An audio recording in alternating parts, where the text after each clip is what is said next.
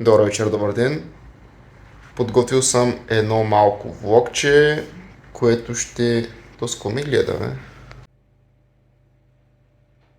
Ще записвам следващите си 4 дни, тъй като след 4 дни на състезание ще трябва да ходя до София с автобус, след това ще трябва да летя до Унгария, след това ще трябва да се връщам и това цялото нещо мисля да го заснема на клипче на видео и да го кача в YouTube-ето. Така че stay tuned, guys. Между другото да направя едно кратко пояснение, допълнение.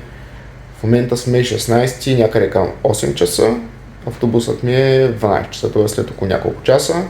Ще пътувам за София. Като цяло сега ще си направя вечерята и ще си дооправя багажа за София, бейби.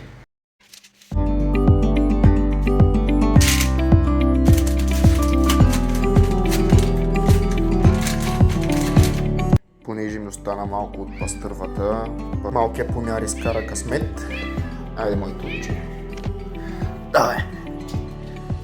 Покажи какъв хищник си. Необкусена е, абсолютно без сол, без нищо. Сурова е. Мисля, че няма да има проблеми. Хареса ли ти моето момче? Няма да я върне, като го гледам.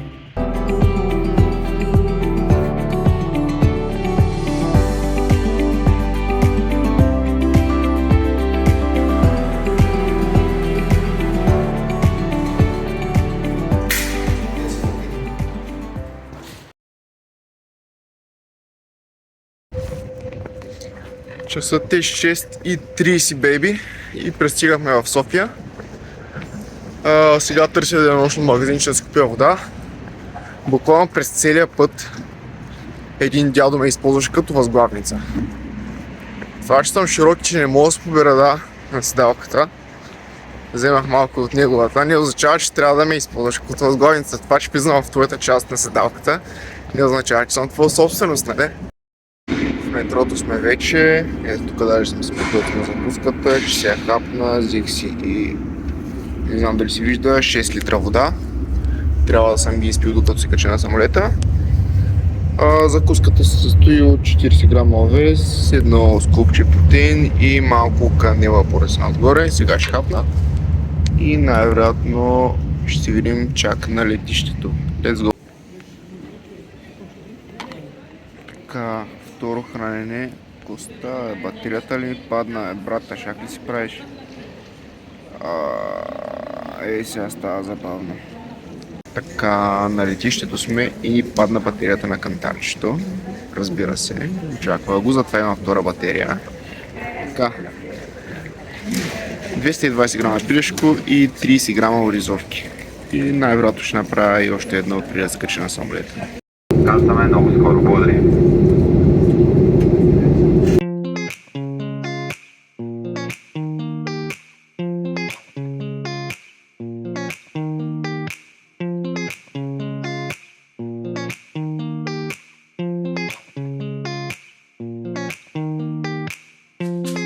И най-после сме в апартаментчето в Унгария.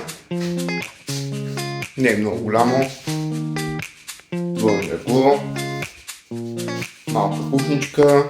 Като цяло има доста хубава гледка. Много ми хареса. Само дето ме драха с 30 за такси. 37 евро. Шак.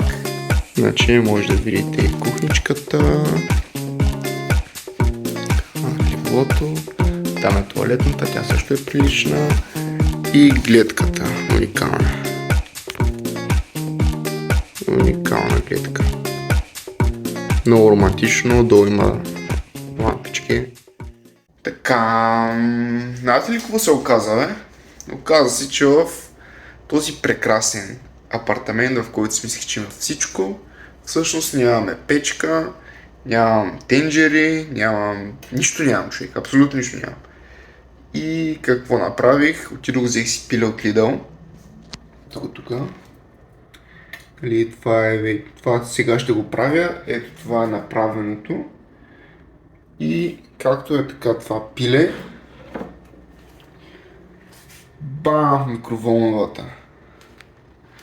А пък ориза, взех си ориз на пакетчета. Може да видите. ориз на пакетчета и го варя по двойки в 750 мл вода. Горе-долу 1:4. Надявам се да стане. Ще стане, що да не стане. Акъл бе, момче, акъл се изисква, бе, акъл се изисква. Ще се оправим. Часът е 9 часа унгарско време, т.е. около 10:20 българско време. Лягам да спя. Утре ще е много интересен ден, ще е Кантара, след това ще се разходя. Ще си набележа някои неща за ядене, които да си купя, разбира се, ще снимам. Много по-различни продукти, много по-различни неща има, отколкото в България само в един Lidl да отидеш човек и всичко е коренно различно. Много е интересно, просто нямам търпение за утре, пак и утре ще зареждам така, че ще съм адекватен. Аз умея да нямам акъл в главата, аз съм на 50 грама ориз човек за целия ден, в смисъл. Айде, до утре.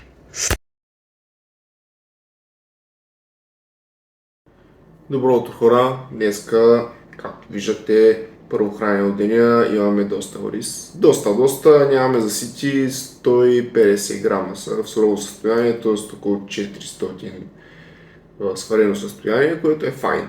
Днеска имам 6 такива хранения. Пилето ми е без сол, ориза ми е без сол и като цяло е това. След малко ще излезна да се поразходя и ще отида на Кантара. И след това ще се прибера, ще хапна и ще ви разведа из центъра на... къде бяхме? Прага, не. Мале, колкото не изпилим. На Будапеща. Кантара мина и сега отиваме да си купим няколко неща от магазинчетата. Ще обиколя няколко супермаркета да видя нещо по-интересно. Така или иначе трябва да разкарам въглехидрата, който приемам днеска. И така, в момента съм на един уникален мост. Скейта става, брате. Бах ти, лодката. Нещо голямо е. Честно казано не знам къде съм, просто вървя на някъде. Там навсякъде е супер подредено и всичко е супер внушителното. Харесва ми, определено ми харесва. Хората са малко като роботи. Влизали сме и първо ще отидем за The Essentials, baby. Търсим фризерите с пиле, по-скоро хладилниците. И стигнахме до никъде, ще трябва да се връщам. Найс. Остава тук. Беге, майка. Аре, къде сте? Хладилници. Видя ги, май. Буквално дадох 150 лева за сладки работи от Lidl и още няколко магазина. Но предимно в Lidl оставих доста пари. Ще ги пробвам в някой друг клип. Не са 150 лева, защото пилето струваше около 20-30 лева. Но ще ги пробвам в някой друг клип и ще кажа кое, какво, как. Дали препоръчам или не, макар че човек. Аз буквално ям всичко. Всичко ми е вкусно, всичко ям. Никога не съм бил злояд, но все пак ще дам някакво мнение. Колкото и непрофесионално да бъде. Това е всичко, което си взех от Lidl. Общо около 60-70 лева излезна сега, като видях сметките. Не е много, но има доста интересни неща. Това е, по принцип съм го виждал в България, щоленът е, мисля, че е немски десерт, но е брутален. По принцип се прави по Коледа. Това никаква идея какво е, ще го видим. Тези са много интересни двечките. Тези също са от някакви унгарски са. Тези също са унгарски. И тези шоколади са унгарски с круша, човек. What the fuck. Нали са различни вкусове. Това не съм го виждал в България. Изглеждаше ми интересно. И това е то.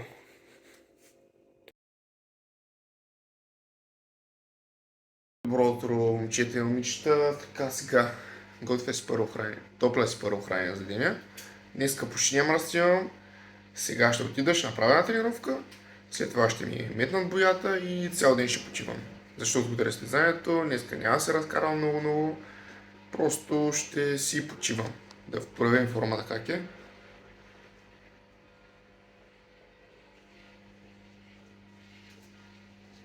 Имам още бая да хапвам, така че утре ще съм пушка. Сложиха ми първия слой боя, зад бакстейджа сме в момента, може да видите.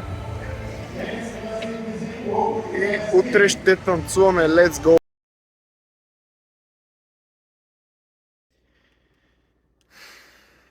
Часът е 1:30 горе-долу и аз не мога да заспя. В смисъл, легнах към 8 часа, защото ще трябва да ставам в 5:30. В момента е 1:30, събудих се и просто не мога да заспя. Не знам защо. Нито се притеснявам, нито се вълнувам, просто не мога да заспя.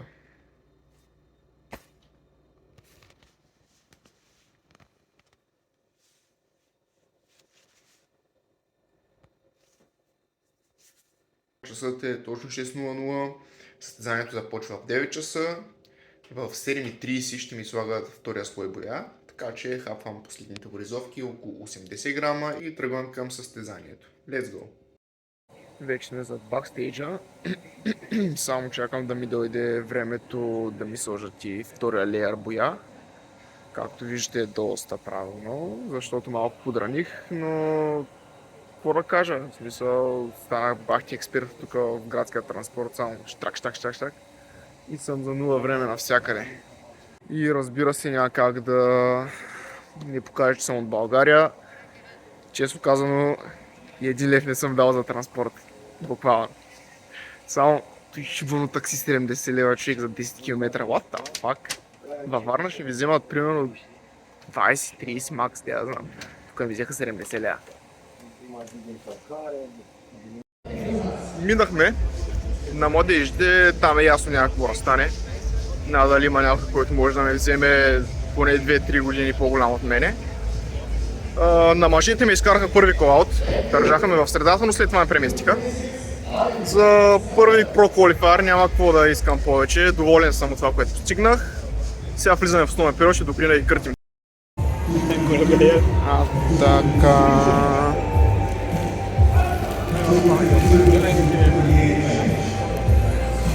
Опаранка!